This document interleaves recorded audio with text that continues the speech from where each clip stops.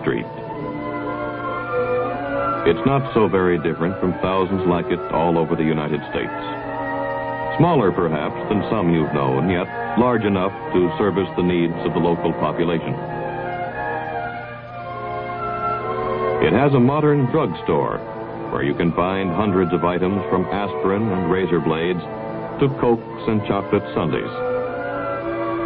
As usual, it's the favorite hangout for the younger set who spend their leisure time indulging in laughter, calories, and that great American institution, the jukebox.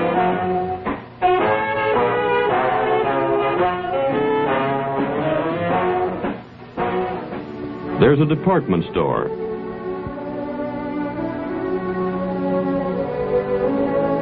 Featuring the latest spring fashions. A hardware store. They're offering a special on gardening tools today. A library and a church. Strangely enough, its doors are always locked. But there are many strange things about this town. Even a casual observer would note the utter cleanliness of the streets and houses. He would also receive the impression that everything in town was brand new, as though it had sprung up overnight.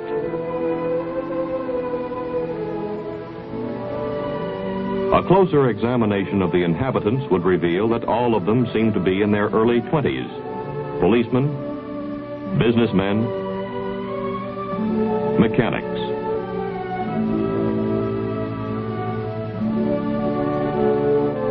Even more unusual is the absence of older people and children. No matter where you look, there aren't any children.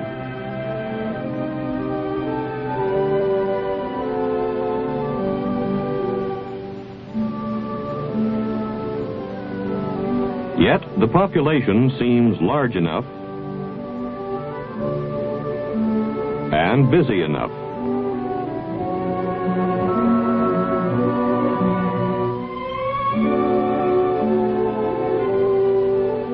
Most of the activity seems to center around the campus of a small college that is located in the center of town.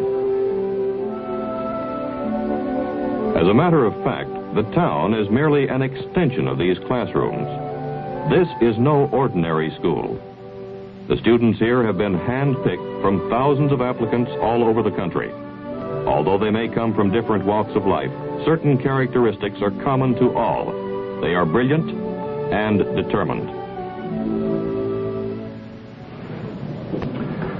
We turn now to the subject of motor travel in the United States of America.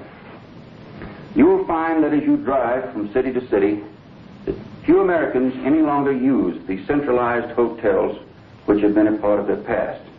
Instead, they use small places of residence on the outskirts of cities, on the main highways, which are called motels, motor hotels, motor courts, and the like. But first, before going into this subject more in more detail, we will see a short training film in which you will see demonstrations of devices which have been used successfully in the past, as well as some of the latest models that are available. Pay close attention.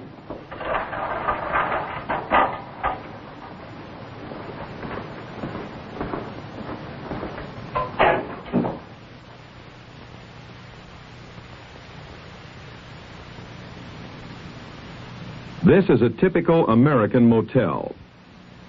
They can be found all over the United States.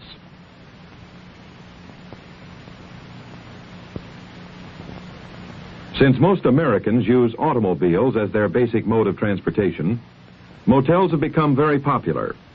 Because of the luxurious facilities that most motels offer, even those who travel by rail or air seem to prefer them to the ordinary hotels that are found near transportation terminals. As you can see, the interior of this room offers many opportunities for the use of surreptitious listening devices. A few years ago, the only devices available to us were tiny microphones, which could be installed behind the walls or under the floors.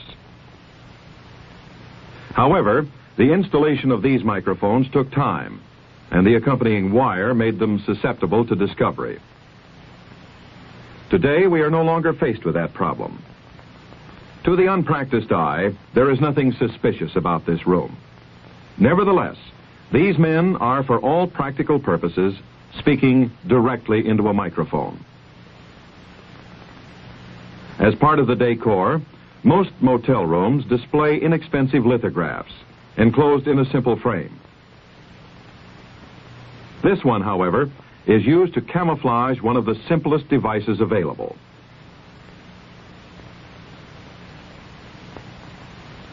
Enclosed within the frame, behind the print, is a complete battery-operated microphone and transmitter. There are no wires or buttons visible. The batteries can operate continuously for more than 200 hours and are easily obtained. The advantages that this unit possesses are obvious. A new picture can simply be exchanged with one already in the room, or if time permits, the existing picture can be utilized by inserting the transmitter kit into the frame. 3/4 of an inch is the minimum thickness of frame that is required for installation. Reception is usually excellent, no matter where the voices are located in the room. On that production figure for DC, I have the estimated daily production of 3. What do you show unit cost at? The estimated unit cost Second one down. is $5,245.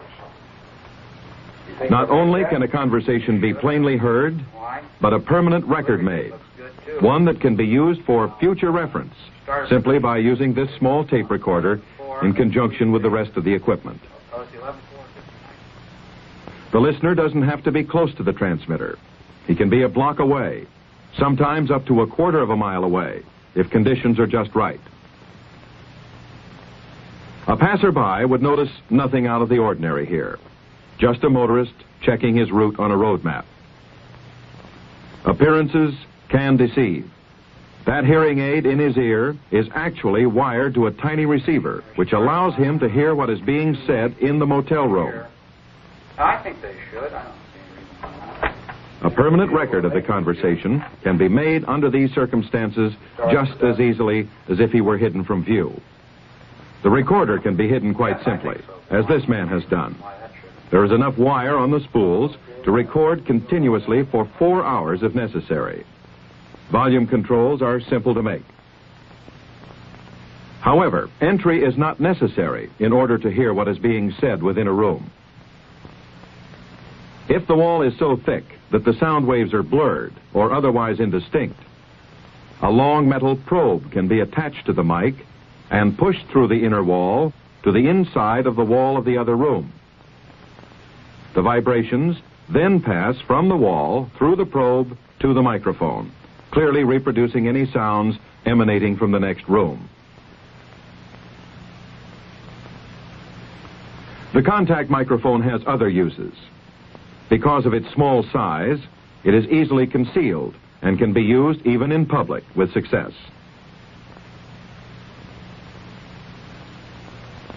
It is a simple matter to lean against a telephone booth without attracting attention. The microphone is simply carried in a coat or trouser pocket and pressed against the glass. The conversation can be heard clearly by the listener. The microphone is used in conjunction with a receiver that may be located either on the body of the carrier or positioned some distance away. These are only a few of the devices that are available. Let's look at them again. The picture frame transmitter. It can transmit all the sounds in an average room as far as 1/4 of a mile under optimum conditions.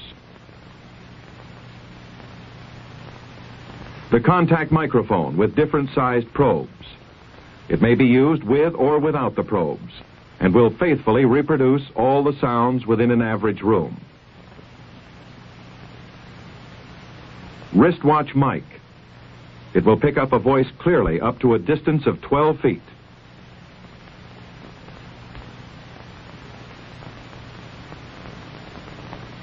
the tie clasp microphone. Its range is also 12 feet. These small microphones will reproduce all sounds in an average-sized room. This wire recorder can operate continuously for 4 hours. The small tape recorder, which can fit into a shirt pocket, can record continuously for 1 hour. These are some of the tools of your trade, weapons of democracy. Learn them well.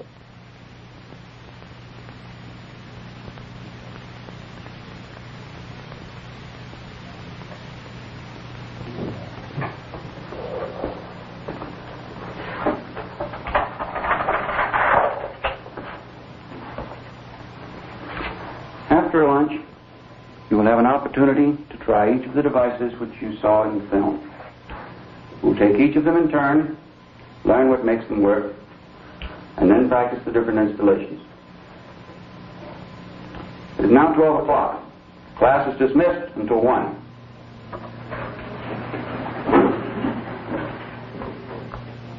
No, this is no ordinary college.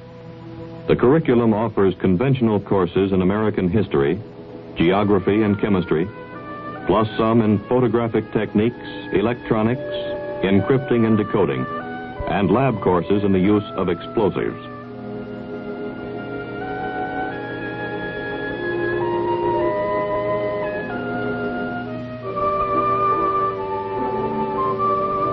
The students you see here had to pass some of the most difficult entrance exams in the world. They are a special group. They have to be. The rest of the town's population is just as special. The entire town is a duplicate of what you would find all over the United States. It has modern stores, familiar brand names. The menus offer nothing but standard American dishes. The theater shows the latest Hollywood productions. But it's completely isolated from other population centers.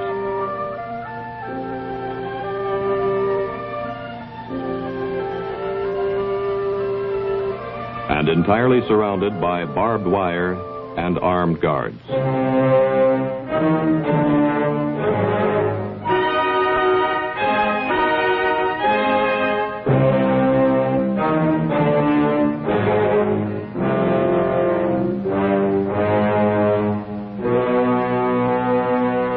It's called Winitsa and is located in the central Ukraine, one of the southern Soviet socialist republics. The entire town is a huge school designed to train Soviet youth how to live, think, and react like their American counterparts. They drive American cars and obey American traffic regulations.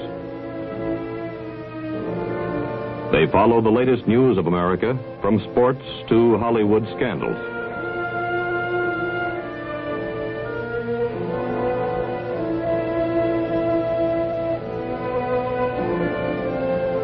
Their English is not only flawless, but they specialize in dialects and accents. All of the inhabitants in town are instructors. They coach the students how to conduct themselves. They're even taught how to buy like an American.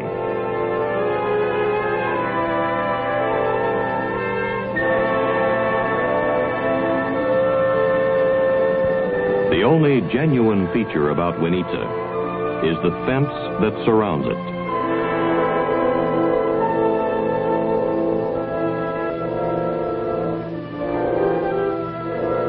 Winitsa, School for Spies. Small town, USSR.